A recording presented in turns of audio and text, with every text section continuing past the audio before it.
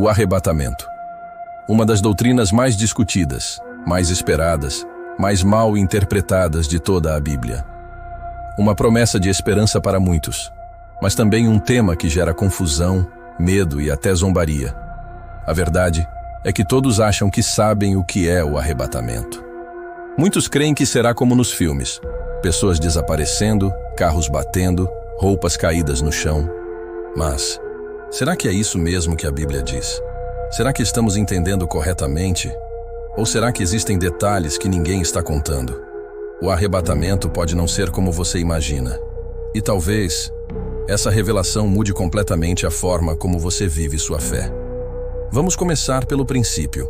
O arrebatamento é real? Sim, é bíblico.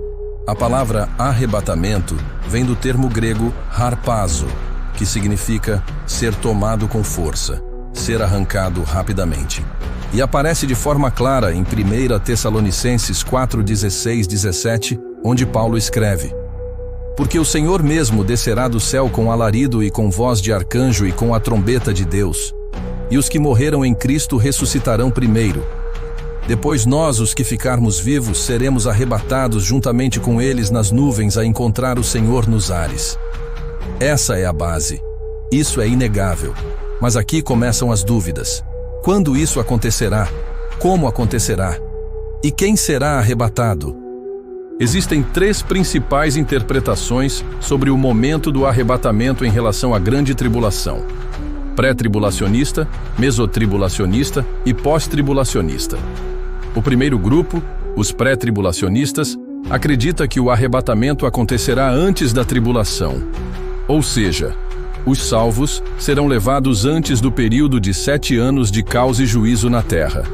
Essa é a visão mais popular, principalmente nas igrejas evangélicas atuais. É a visão que traz mais conforto.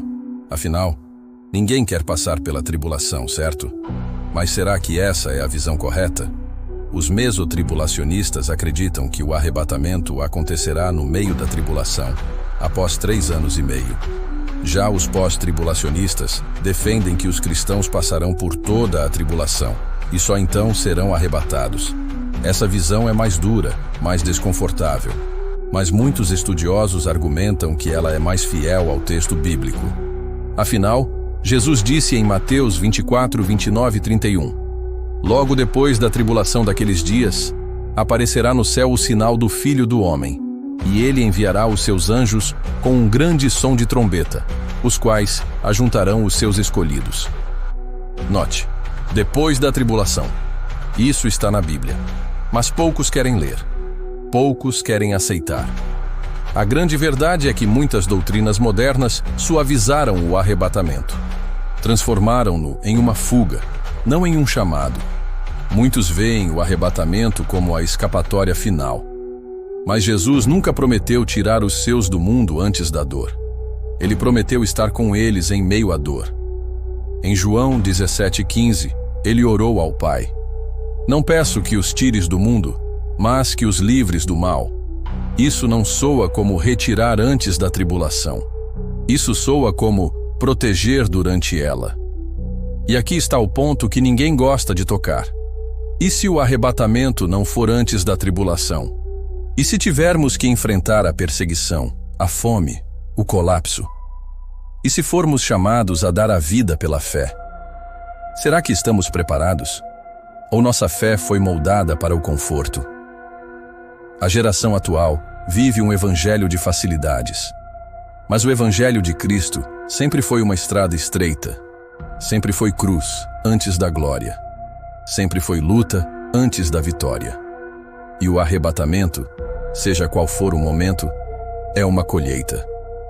Não é presente para quem frequentou igreja. É selo para quem viveu em santidade. Outro ponto importante é entender que o arrebatamento não é o mesmo que a segunda vinda visível de Cristo. São eventos diferentes. No arrebatamento, Cristo vem nos ares. Ele não pisa na terra. É um encontro espiritual. Já na segunda vinda, descrita em Apocalipse 19, Jesus volta com poder e glória, visivelmente para todos. Ele pisa no Monte das Oliveiras, julga as nações e reina. Essas duas fases são distintas, e confundidas por muitos. E é nessa confusão que doutrinas distorcidas se alimentam. Por isso, precisamos voltar à Bíblia, voltar à palavra, sem filtros, sem sensacionalismo, apenas verdade. Mas o que realmente define quem será arrebatado? Essa é a pergunta que deveria nos preocupar mais do que o quando. Será que ser membro de uma igreja basta? Será que dizer "eu creio" é suficiente? A Bíblia diz que, sem santificação, ninguém verá o Senhor. Hebreus 12:14. E em Mateus 7:21, Jesus alerta: nem todo o que me diz Senhor, Senhor, entrará no reino dos céus, mas aquele que faz a vontade de meu Pai. O arrebatamento não é para religiosos, é para obedientes. Não é para os que têm aparência de piedade, é para os que vivem o Evangelho, mesmo quando ninguém está olhando. E mais, o arrebatamento será repentino, inesperado, como um ladrão. 1 Tessalonicenses 5:2 diz: pois vós mesmos sabeis muito bem que o dia do Senhor virá como o ladrão de noite. Isso significa que precisamos estar prontos o tempo todo. Não adianta deixar para depois. Não adianta viver no quase, porque o arrebatamento não espera. Ele não dá segunda chamada. Ele não volta para buscar quem ficou. Ele leva os que estão prontos, os que estão vigilantes, os que guardaram o azeite como as virgens prudentes. E se você acha que tem tempo, pense de novo. A Bíblia diz que muitos serão pegos de surpresa. Estarão trabalhando, dormindo, vivendo normalmente, quando tudo mudar. E o mais triste, muitos estarão dentro da igreja, mas ficarão. Porque não se prepararam. Porque estavam ocupados demais com o mundo.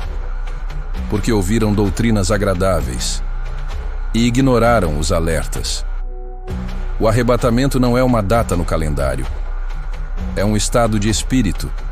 É uma prontidão constante. É viver como quem pode ser chamado a qualquer momento. Agora olhe para os sinais. Veja o mundo. Veja as profecias. Guerras, pestes, apostasia, esfriamento do amor.